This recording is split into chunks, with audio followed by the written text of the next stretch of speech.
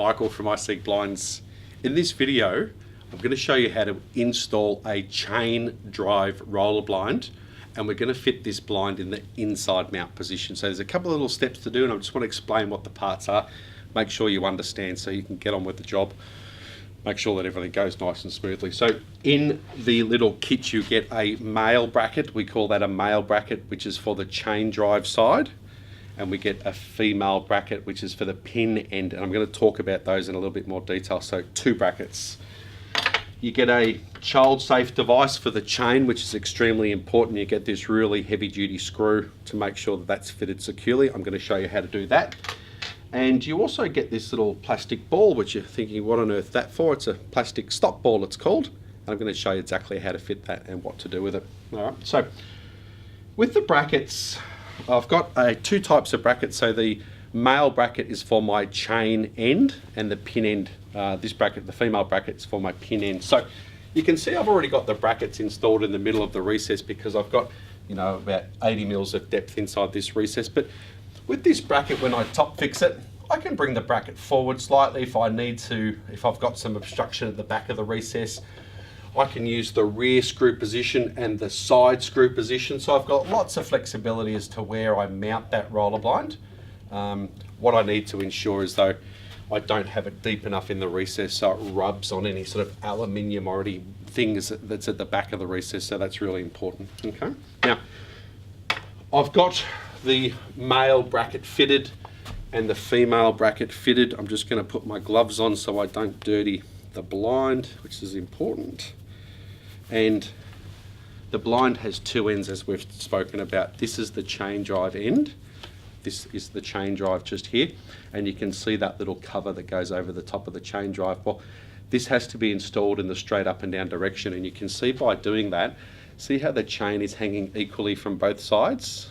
It's one of the common mistakes people do. It's a really easy one to fix. You don't want to fit it like that because it's obviously not going to work. So it's going to be really loud and horrible. So that's the way to fit the chain drive with this cover in the up and down direction. Now the other side is called the pin end. And that pin end there is what we class as the neutral position. And this is the installation position. If I want to remove the blind from the female bracket, then I have to retract this pin, and all I do with that is simply turn that plastic wheel on the outside just in the anti-clockwise direction. You can see that that pin's retracted, so that's the way I can remove the roller blind.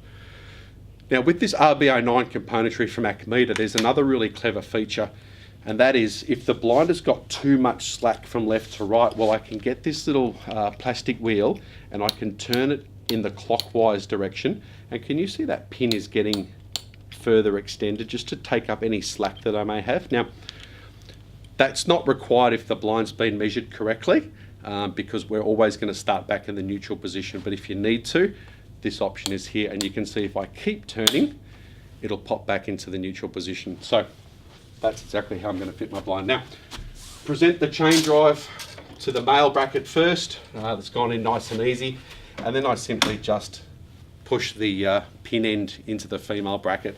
Now, I've got that 1.5 millimeters of float, and that's exactly how we manufacture the blinds based on your size.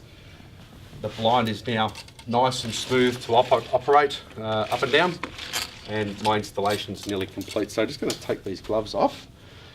The next thing I have to do is fit this little stop ball, which is this guy here. So I've got some long nose pliers, and what the stop ball is for is that it just stops someone from rolling the blind down too far and then rolling the fabric off the tube, because we like to keep fabric on the top of the tube so that the fabric is held nice and tight at the top. So it's really important that the blind doesn't get rolled past the size, its operational range. All right, so in this instance, because this blind is front rolling, then I'm going to grab the chain at the back here.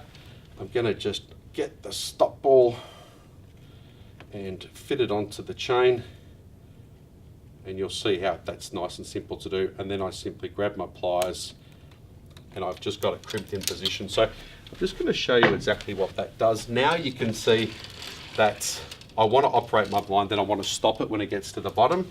But if by chance you go too far, you can see how it won't let you go too far, but it's really important. I don't want you to use the stop ball. It's just there as an emergency. All right. So you've really got to stop and look for the bottom and then stop the blind, you know, in this position right here.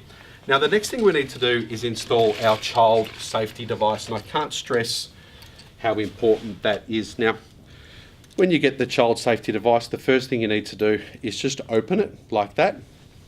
Now, trying not to have my back to the camera, but I'm going to fit that over the chain and I'm going to put that in the closed position. Now, I don't want to pull the chain safety device. I don't want to pull it tight. The chain has got to have just a little bit of slack. So what I'll do is I pull it down and I just relax it about 10 millimeters and then put my screw in. So we're just going to do that now. So I've got it pulled tight. I relax it, get my screw and tighten my screw in position there. So now my chain is nice and safe, and you can see that there's no loop that can be formed in the chain. So it's obviously what we want for the safety of your family. So if I just do a little spin around, now I've got the blind operating through the child safe device. I've got my stop ball fitted, the blind's fitted correctly, it's not going to fall out, and my installation's complete. Thanks for watching. Bye.